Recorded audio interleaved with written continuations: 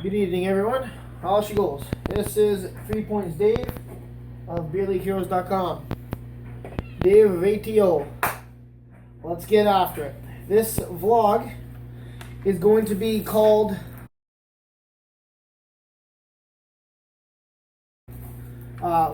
lottery predictions, possibilities type stuff. This is the night before the lottery. Now, obviously, the lottery is going to be the most anticipated and exciting time of the National Hockey League playoffs, with all 7 Canadian teams involved in the lottery. It's going to be the most romantic as well. And, just to be cocky about it, I hope the Oilers do land the first pick to say a big F you to the NHL and a big screw you to all the Oilers haters out there. Even the likes of Toronto and Calgary and, even a bit of Vancouver. Some Vancouver fans that want Edmonton to just completely demolish, Although I've met some really decent Vancouver fans, and I respect their opinions, whatever. You got Montreal, Winnipeg. You got all these other Canadian teams that are gonna riot if Edmonton gets the first overall pick. So let's hope that Edmonton gets the first overall pick. All right. So first question: what if it's a top 3? Now, I'm on the fence with this, to be honest. I know I've said that I'd keep it, but I've also said that I'd trade it. Like I say, I'm on the fence, guys.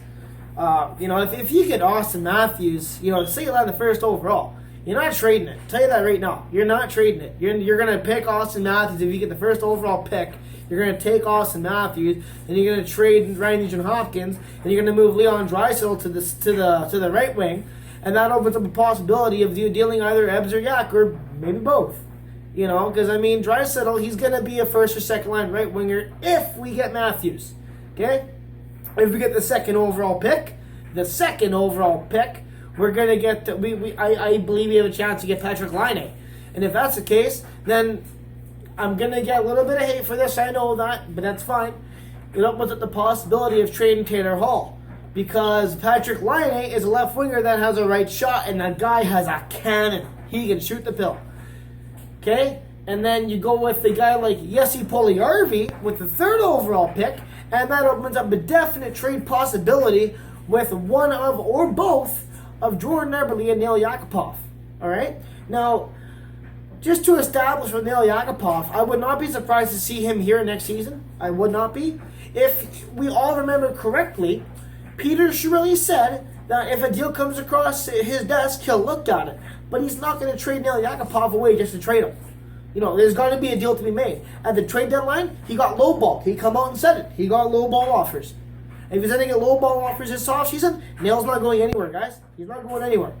Okay? And if you want to trade Eberle, I'm not going to back him up because I'm not an Eberle fan. But at the same time, I'm a realist when it comes to his talent. Okay? In a league where it's hard to score 20 goals, never mind 30, Jordan Eberle potted 25 this year.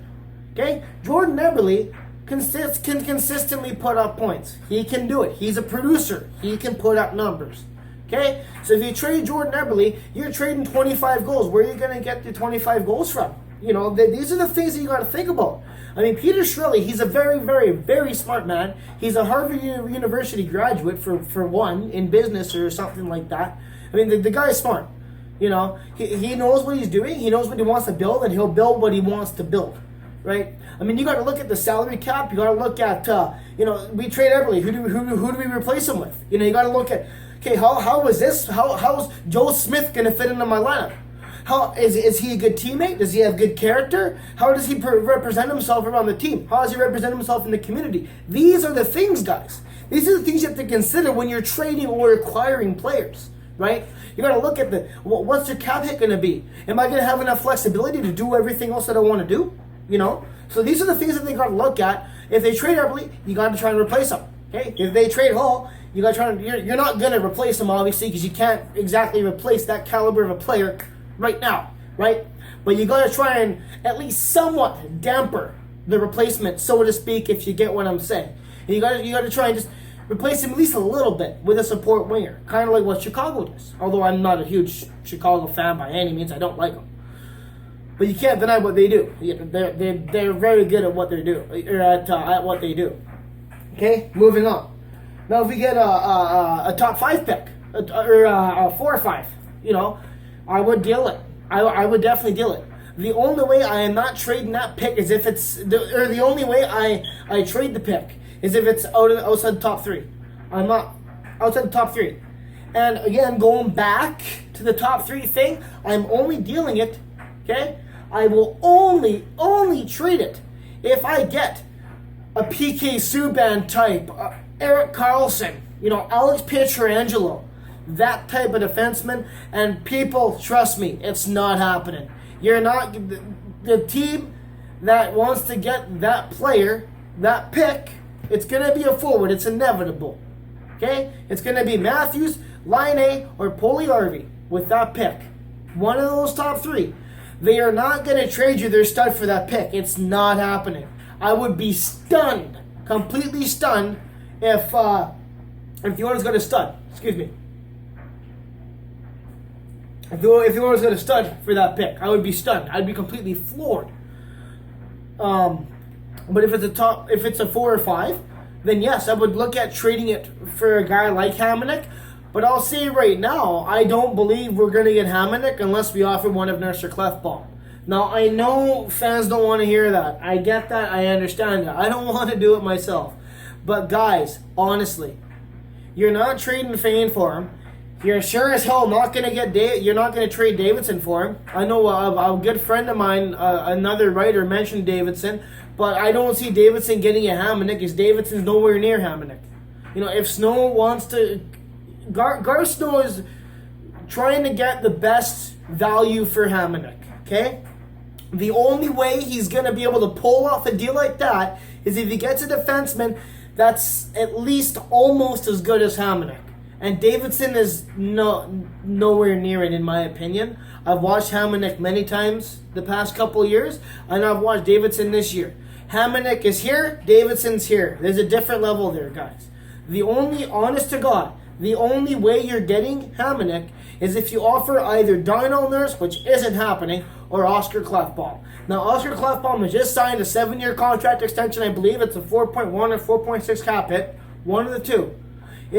I don't see the Oilers trading him. I just don't see it. They just signed him to an extension, right? So I don't see it happening. But crazier things have happened. Peter Chiarelli is extremely unpredictable, and we don't know what's going to happen. You can't say that Clefbaum isn't going to move, or Nurse isn't going to move, or Hull's not going to move, or, a guy like Maroon's not going to... Well, Maroon obviously isn't going to move. But, you know what I'm saying? You cannot say, this guy, this guy, this guy, this guy, this guy, this guy, this... They're not going to move. You can't say that. You can't. Because we don't know. We're armchair GMs. Okay? Just like who the captain's going to be. Who knows? Right? Who knows? For all we know, it could be Patrick Maroon, it could be Matt Hendricks. For all we know. Who knows? We're not in the dressing room listening in on what they're saying. We're not in the boardroom listening to what Peter Chiarelli and Todd McLellan are saying to everybody else in the room. We're not there. So we don't know. No one knows who's staying. No one knows who's going. The only guy who is staying, and Peter Chiarelli has said that he's staying, is Connor McDavid. He's the only guy. So even Leon Draisaitl, for the right deal, he can move too. He hasn't come straight out and said that Connor McDavid and Leon Draisaitl are untouchable. He said Connor McDavid is the only untouchable. That's what the Oilers brass said. All right. Moving on. Maroon. Okay. Now we could go after Lucic if he hits free agency. We could. Do we need him? No, we don't. He's a want, obviously. You want him on your team. But Lucic is not a need. I don't care what anybody says, he is not a need.